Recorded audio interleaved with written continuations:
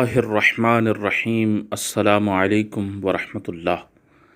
تمام معزز دوستوں کو انفارمیشن پوائنٹ کے پلیٹ فارم پر خوش آمدید کہتے ہیں۔ سامعین و ناظرین، حضرت سیدنا عمر فاروق رضی اللہ تعالیٰ عنہ جو کہ خلافت راشدہ کے اندر دوسرے خلیفہ کی حیثیت رکھتے ہیں، آپ ایک جہاں دیدہ شخصیت تھے اور نبی اکرم صلی اللہ علیہ وسلم کی جانب سے آپ کو بہت ہی پیار حاصل تھا۔ حضرت سیدنا عمر فاروق رضی اللہ تعالی عنہ نے ارشاد فرمایا، ہر شے کا ایک حسن ہے اور نیکی کا حسن یہ ہے کہ اس کو فی الفور کیا جائے۔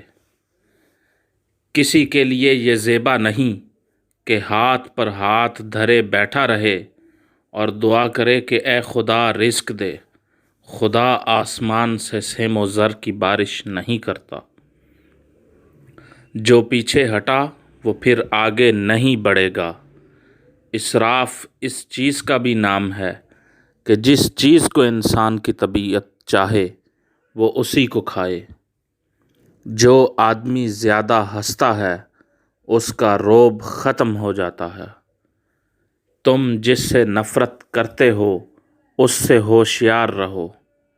ایمان کے بعد سب سے بڑی نعمت نیک بیوی ہے۔ سب سے بڑی مصیبت کم مال اور کثرت عیال ہے۔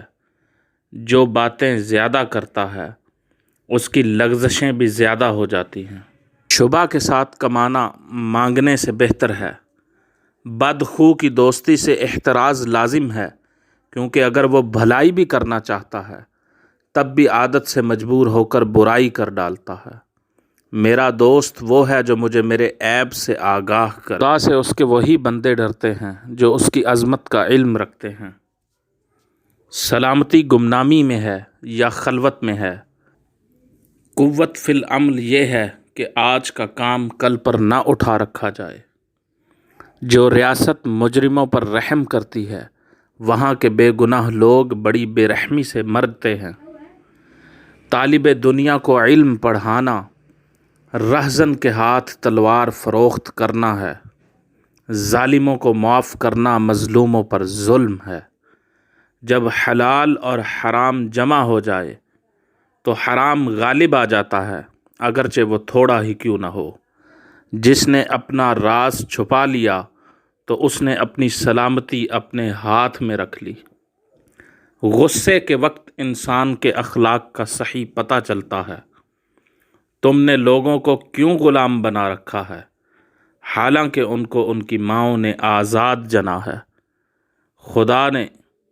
خدا سے اس کے وہی بندے ڈرتے ہیں جو اس کی عظمت کا علم رکھتے ہیں۔